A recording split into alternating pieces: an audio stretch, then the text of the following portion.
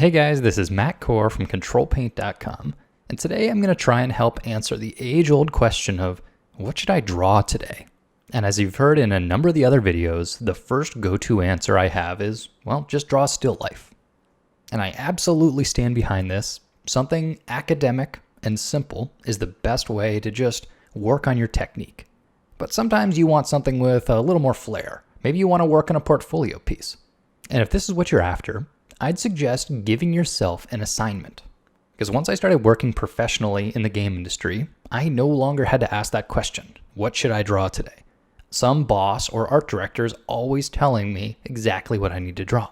And there's some nice relief in that. You have a limited set of restrictions to work within, and you have to be really creative inside of those boundaries. So go ahead and do that for yourself. Give yourself an assignment. What about designing a book cover?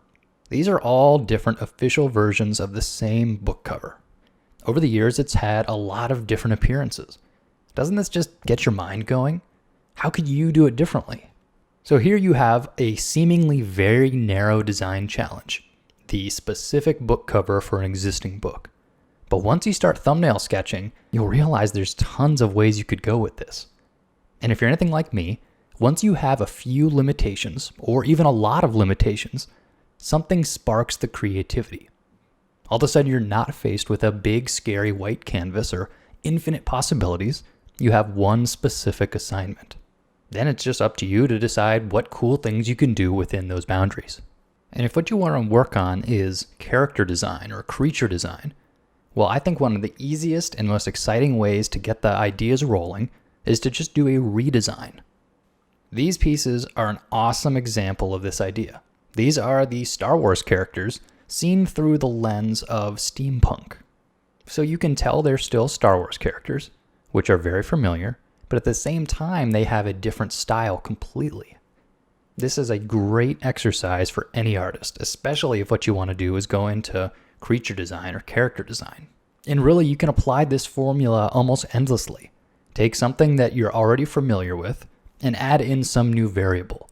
Change the time period. Change the culture, make the characters older, make them younger. Really all you're doing is giving yourself some artificial guidelines in order to get your creativity rolling. So really if you're looking for something to draw and you're not professionally employed as a concept artist, that doesn't mean you can't pretend you're a concept artist. Give yourself an assignment and start churning out ideas.